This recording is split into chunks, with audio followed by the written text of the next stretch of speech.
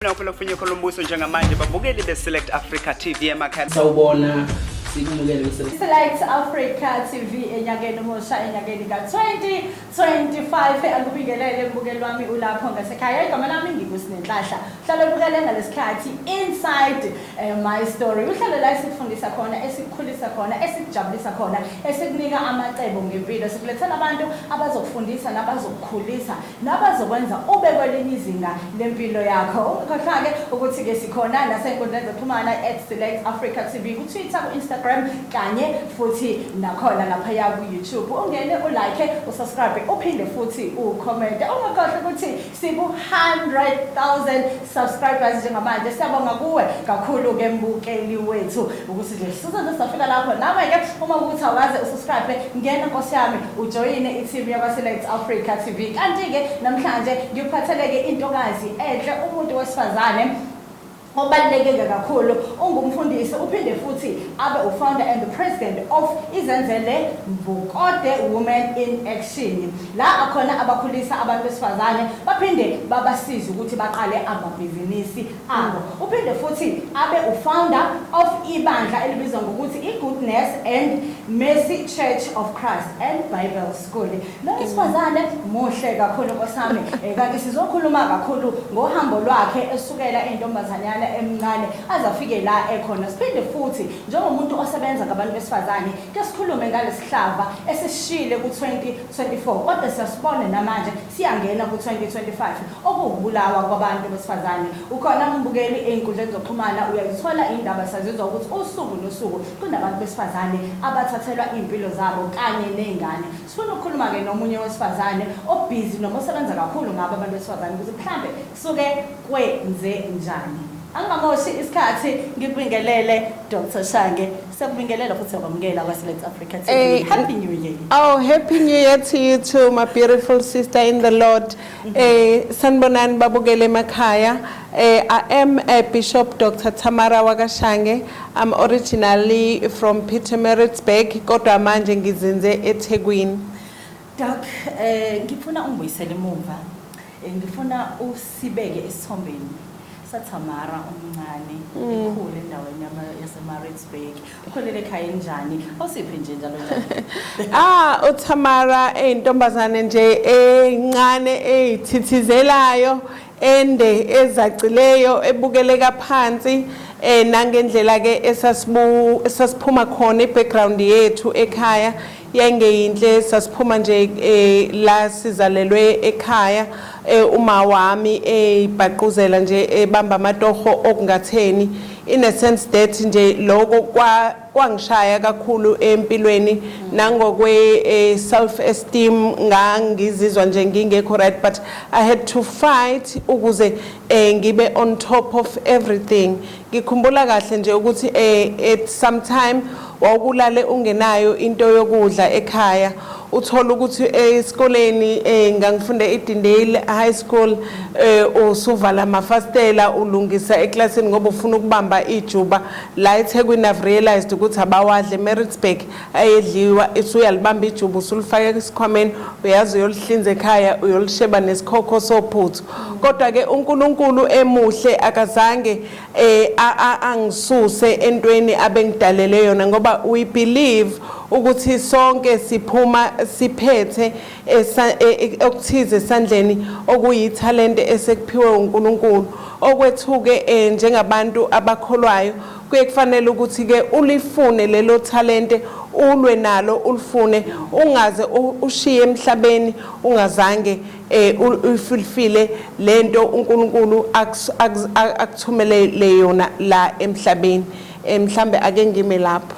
Yes doc uma ukhuluma ngesimo okukhulele kuso uthi khabe ngemnandi omunye wesifazane noma omunye omncane wayengenza izinto wrong akhona ama place phela hlaze kuna plan akhona ama night club abanye bahamba benza izinto wrong yini wena le eyathi noma isimo sinje kodwa angihamba endleleni ngiyakholelwa kakhulu kunembeza womuntu unembeza wami awukazi ungishiye and I thank God for that in a sense that kwathi noma izimo zingahambi kahle ekhaya ngikhumbula at one stage umama uke wabhunguka waye eGoli ethi uyozama wona amatoho kwafanele sisale sasu3 my elder sister bese kube mina kube umfana wasekamncane kodwa sasiphuma mina into engakwazi ukuyenza siphuma sibhanda imizi yabantu uphuma uclean amagarage abantu uphuma uyocenta uphume uyoluka abantu at some stage umiss athi ene Shange uyakwazi ukuluka ungangiluka uvume ngiyobhidilisha khona wenza lelo singili lokuqala liwe uphinda umenze lesibili hawu uyabona lesithathu selihleli usuyakwazi ukuthi uthola imali ngalezo khathi koko 40 rand kuyimali enkulu uthola ukuthi usuyothenga ke le ebanemndeni kwakunebutchery ukuthi umndeni usuyothenga imiqolo yenkukhu suyabuya usuyaprovide ekhaya kahle kahle nje ngaqala ukuba provider at the age of 12 noma 13 lapho ngase ngikwazi ukuthi ngiprovide ekhaya ngokubhanda izindlu ngokuhamba sicosha ubulongwe sibudayisa so yeah nathi okay I'm sure ayaqala ukuthi engabe yini ubulongwe esinye isihloko sakengilanga leso doki umuhle unjena umuntu wesifazane yebo ifika kanjani into ethi ke njengamanje angene emfundisini uhlangana nini noNkulunkulu okulindele ukuthi njengamanje angikhule ngivule ibandla lami yini le eyakuphusha kuze kufike leso sinqumo especially as umuntu wesifazane yes kuningi okwangiphusha kodwa engingakusho nje ukuthi angimbonga uNkulunkulu for that ngoba ngikhule ngiwumuntu ngumntwana oseba nolaka ngenxa yala ephuma khona ngibese ngibuka ukuthi kambe yini engangicalma down so endaweni yesonto endlini kaNkulunkulu ilanga ngifike ngithole khona icalmness ngizizwe ngibelonga nginabantu engizwe ukuthi ngiyabelonga kubona so ngase ngikhuleka ngicela ukuthi ngisacela ukuboniswa indlela uNkulunkulu angibonisa indlela ukuthi yipi into engingambonga ngayo ngoba mengibheke emuva la ngivela khona nami ngiyababaza ngivele ngivala amehlo ngithi hayi angikholwa ukuthi ngadlula la so ukuthi ke ngandise abantu abazokwenza kahle bahambe kahle ezweni bephila balekelele bakhulise nabanye abantu ngokomoya I felt ukuthi la ngikhona njengamanje indawo ekahle then I went to iBible school ngafunda ngenza 3 years kodwa nje ngiyizwa lento ukuthi inkulu ngaphakathi kumina kukhona engangakuchoose but I chose God la ngafika khona ngathola icomfort ngafika ngathola khona ukuthobeka ngathola khona uthando kwala noma ngivuka ekseni umsakazi nawe imbukeli lapha ekhaya yazi mangivuka the first thing mengijumpisa nje umlenze ngithi thank God yayibona lento ngibale konke even if ngivuka ngebathroom ekseni but into engisho ngithi thank God I'm alive ngiyambonga nje uNkulunkulu ngakho konke angenzele khona akakhuluma kancane nje masibene emumva ngokuthi uma ubeka buyahambe ngabe uyena nodlalele role ukuthi ke qala ku Sunday school ezikhula noma why decided no not really ngiyakhumbula ngoba njengoba ngishilo ukuthi ikhaya sasiphuma kulona was a broken home nje sasihamba siqasha so ngenhlanhla la sasifike siqashe khona sasifike siqashe eGwilini so lapho uthola ukuthi mina ngiyasebenza ekhona uthola ukuthi okay labo bantu bahamba isonto ngiyakhumbula nje omunye waseSmere Pietermaritzburg kwakumami she used to take us to church every Sunday wayidlala iorgan emaromeni esigodini so ukhula kanjalo ukhula uthanda understand into yokuthi uNkulunkulu ukhona sinjenje kungenxa yemisebenzi kaNkulunkulu so nje ibackground ngaba nenhlanhla yokuyithola lapho ngoba otherwise ekhaya kwangekho sonto kimi kuvuka ukuthi ngibukele nawe Doc kuvuka ukuthi yonke into inendlela yayo. Yes.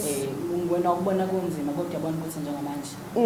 So nathi simukele izimo zethu. Exactly. Akho-ke manje uqala izenzele ngokodo. Yes. Iqhamuke kanjani?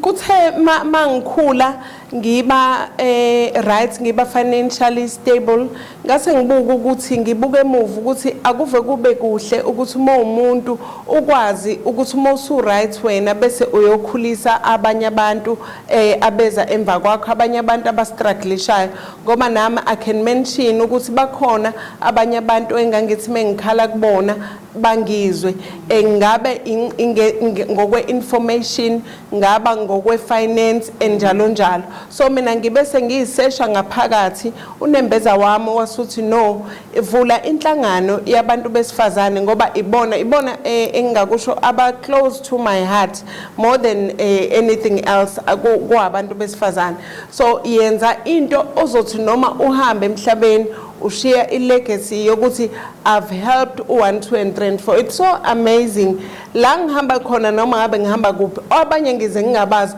how Dr. Shange President, you've helped us so much. Sengine plus, noma senginokuthi noma how yabona nje kuvele kungijabulise. Sometimes ngize ngisabe nokubuza ukuthi kambe wena owubani ngoba uzosho ukuthi ngise groupini yakho kasenzele embokodo but sengiachieve lot ngikhuluma nje one of our ladies use China manje uthathwe ubusiness support ngenxa yokuthi ngiyabaqoquzela lungisani vulane ama companies register ama companies lungisani ama paper enu and so on so that make figure ama opportunities afike nawe already ngayo yonke into so nje ngiyambonga kakhulu uNkulunkulu ngakho konke angenzele kona nenzani komba khona okay we empower youth and women.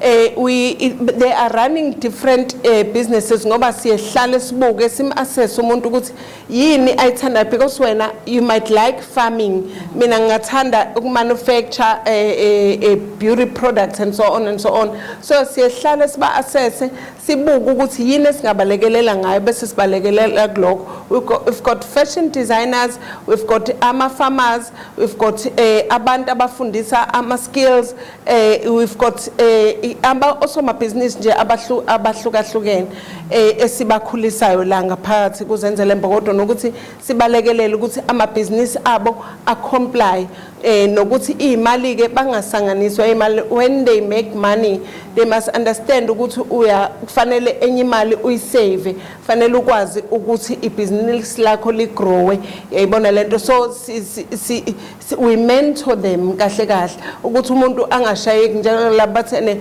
blow it yayizwa lento so banenhlanhla ukuthi ngikhona ukuthi ngithi no don't go there yayizwa lento ngoba I've been there yayibona lento sengiyazi ukuthi ubani wake waya lapho so don't so ileyo into esibalekelela ngayo and bakhona all over KZN Sebami Doc muhle umsebenzi wenzayo senza ukuthi ke nawe mbukele ungwesifazane umncane uqakekile Nkosi yami wazi uqalephe I'm sure uDr. Shange uzogcineni uzokunika ama details wakhe yes Doc udila nabantu besifazane yebo singabantu besifazane sibaningi yes sinama role esiwadlalayo sakha amakhaya kuningi okulindeleke kithi njengamanje ngicabanga ukuthi sinama cases up close to 50 or 100 nje kulesikhathi nje esincane sokunawa abantu besifazane yebo ngokuhambo lwakho ngokubuka kwakho ngokwazi abantu besifazane ucabanga ukuthi konakele this is too deep kodwa kuyafuna ukuthi sike sikhulume ngako nje singene kona ngqo singakuhlonizisi sesiphelelwe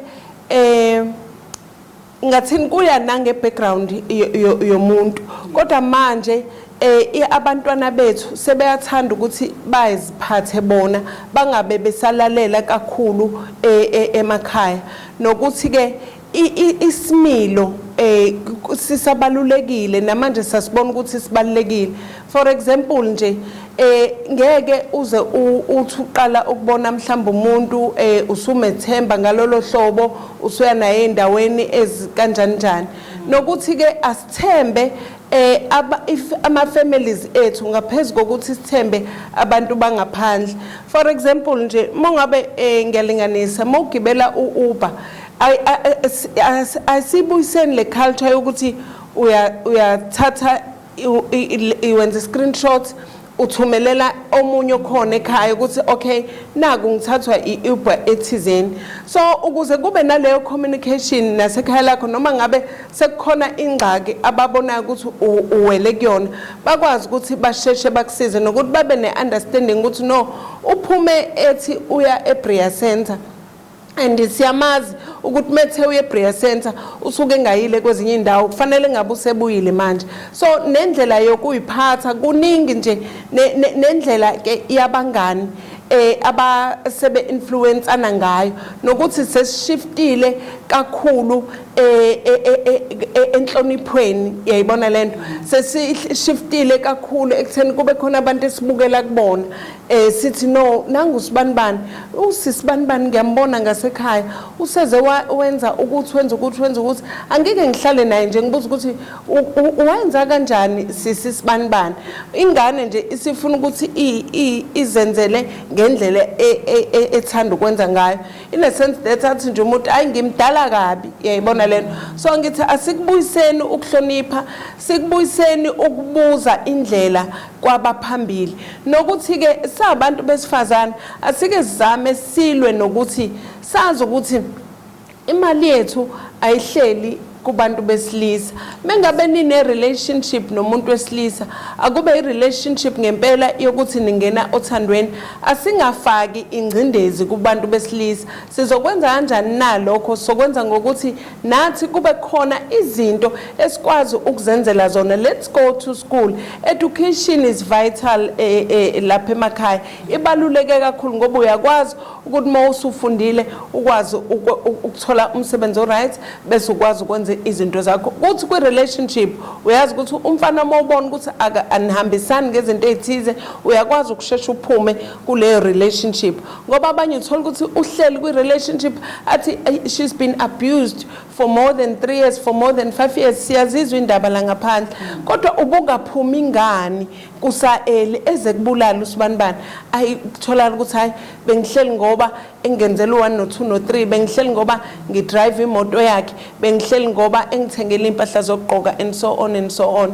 Mina nje engakusho lapha emakhaya asike sikhulekeni kuNkulunkulu sitholeni ubuhlakani sabantu besifazane bokuthi asifundeni ukuzenzela noma ngabe ungena e-restaurant umfana akabona ukuthi ukhipha icard lakho laka Capitec uya swipe lo 200 rand asimusani ukukholelwa ekutheni abafana kukhona imali ethe sibeke kubona ngoba nabo kubadalela ingcindezi bese kuvusa leso silwane kubona esingaphakathi.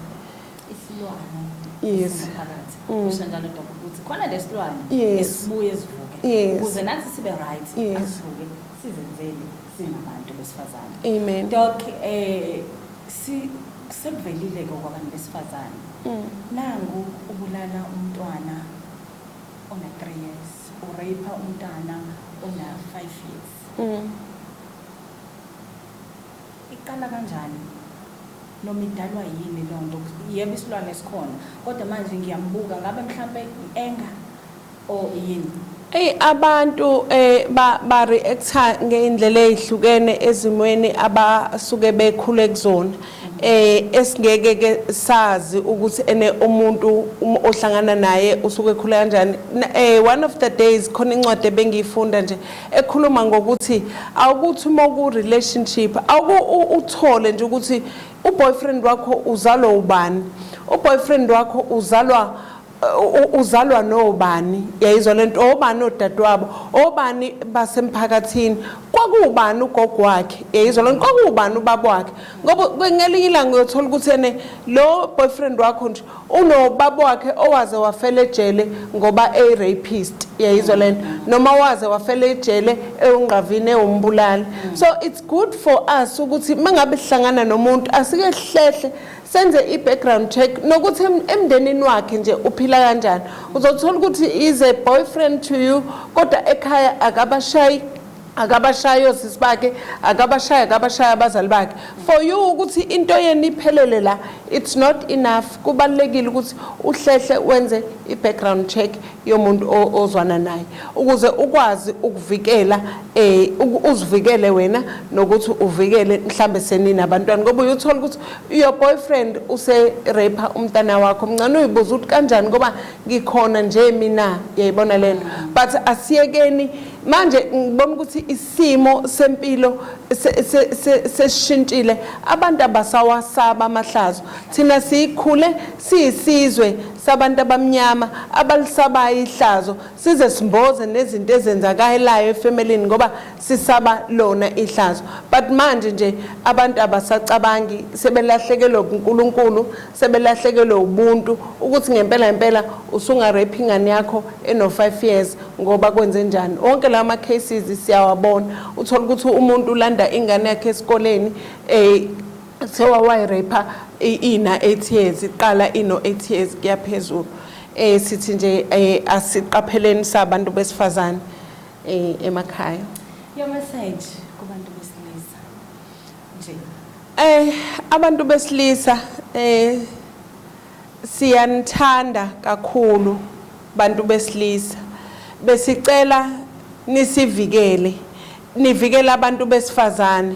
Each time unomuntu othandana naye noma oshade naye umuntu wesifazane kuye kuthi noma kungena iqoqo endlini noma kungena inyoka endlini uyazi ukuthi uzomemeza we baba kaSibanibani ngoba uyena osuke uyitshela ukuthi uzokuvikela uyayibona lento. So kuye kubeke ihlazo noma kuyishwa ukuthi kujeke kube inina enisibulalayo. Sithi nje sicela nisibekezelele nikhulume ngoba lento yokuthi indoda ayikhali ifihlela ngaphakathi izinto iyona enye into eyishaye kakhulu. Asijwayeleni ukuthi sihlale nabantu bethu sikhulume nabantu bethu. Mawubona ukuthi umuntu wakho mhlawumbe uthathe u2000 rand wakho wena ubuthi uzowenza enye into wahamba uyothenga ngawo impahla zokugqoka mhlalise phansi umtshela ukuthi next time imali uyicele ungaveli uyithathela imali ngoba imali bengizoyenza ukuthi ngoba kukhona abantu ababulalela abantu besifazane bulalela ukuthi nje udle imali yami uyayibona lento. So ahlale phansi umtshela umuntu wesifazane singa act mawukuthi awunayo imali azi umuntu wesifazane upfront ukuthi wena umuntu ongenayo imali. Ama relationship wethu asiwavuleleni kube ne communication. Ngithemba ukuthi mengabe singa communicator kangcono noma siqinise ku communication ngeke kube khona lokubulalana nenzondo engaka. Ngiyabonga. Engithanda kakhulu eshoyo doc ile yokuthi khulumani. Yes, communication. Iyona ke ebaluleke kakhulu. Uhlelo sabukele inside my stories neke uDr Shange. Mhlambe Dr sisiqeda. Anokuthi unyaka uyaqala. Kuningi umuntu akuhlelayo okunye uzophumelela okunye ngeke uphumelele. Athina ama plans akho ngabantu besifazane iziphi izinto oyibona uzenza ezizoqhubeka ukuthuthukisa abantu besifazane engithemba ukuthi mhlambe nakhona zingasiza ekulweni nalesihlava sokuthi abantu besifazane babulewa kangaka ngoba kuyimanje asazi ukuthi mhlambe ukuthi bani olandelayo because kunaleyo fear manje ukuthi inkosi yami kazi kusasa kuzosebenza mhlambe omunye angahleka mengithi ake sibuyeleni kuNkulunkulu sabantu besifazane Moyintombazane ekhulekayo uvuka ekseni ukhuleka ucela ukuthi uNkulunkulu aliphathe usuku lakho kube uyena ohamba phambili ezintweni esisuke sizozenza ngalolu suku. Cabanga ukuthi uNkulunkulu uzoba nathi nokuthi ke ezinhlelweni esinazo kusayikona ukukhulisa abantu besifazane. Siyafisa ukuthi niqala amabhizinisi, siyafisa ukuthi asebenawo amabhizinisi badlondlobale, thina sibaphe ulwazi lokuthi kuloko abakwenzayo baqhubeke babe ngcono, nokuthi ke nabo mase bengcono bakhulise futhi abanye abantu abazobe beza emva kwabo. Iloko nje engingakusho, kodwa nje sithi let's do business, ibhizinisi lizokulethela imali ngeke lize likubulala. Ezinye izinto azize eceleni. Education, business, business. Yes, education, business. Unyaka uyaqala-ke Dr. ngiyafuna ibhizinisi. Ngiyafuna ukuba nemali. Yes. Ngiyafuna ukufunda. Yes. Ngikuthola kanjani ukuze ngisize ukuthi ngibe nazo lezi zinto? Okay, inamba yami ithi ya WhatsApp kodwa it's 078 566 8490. 078 566 mongisendela uWhatsApp nje usho ukuthi ufisa ukungena ebhizinisini, mhlawumbe ufuna ukucathuliswa, ngizobe sengikusiza ke ujoine uzenzele imbokodo bese ke siyaqhubeka nje sihambe nawe. By the way sibe khona nje from 2016 so zenzele imbokodo.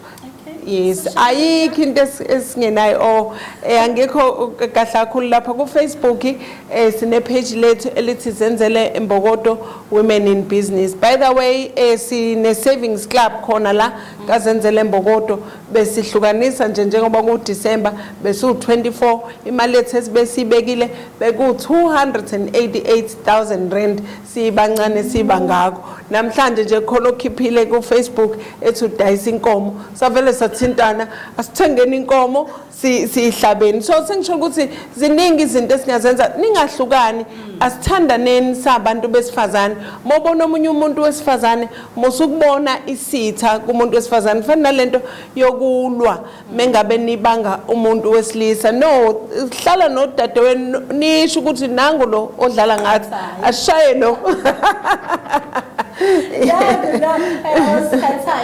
Siyabonga kakhulu. Ngiyabonga kakhulu. Ngaphambi nje ukuthi ngudedele your final words and then bese nami ngiyavala.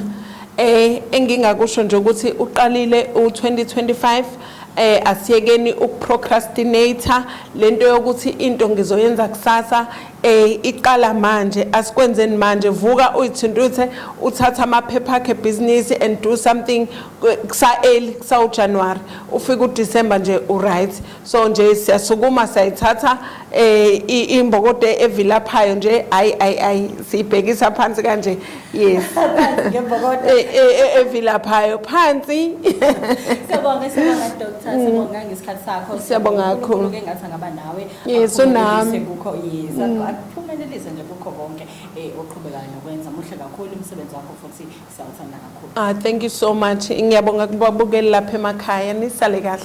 Sibamba kanjalo ke ohlelweni lwethu namhlanje sino Dr. Shange. Siyabonga kakhulu ke ungakhohlwa ukusilandela enkundleni zokuxhumana sikhona @SelectAfrica TV kuwo wonke ama social media platforms wethu. Mina nginguSilenhlahla le Select Africa TV.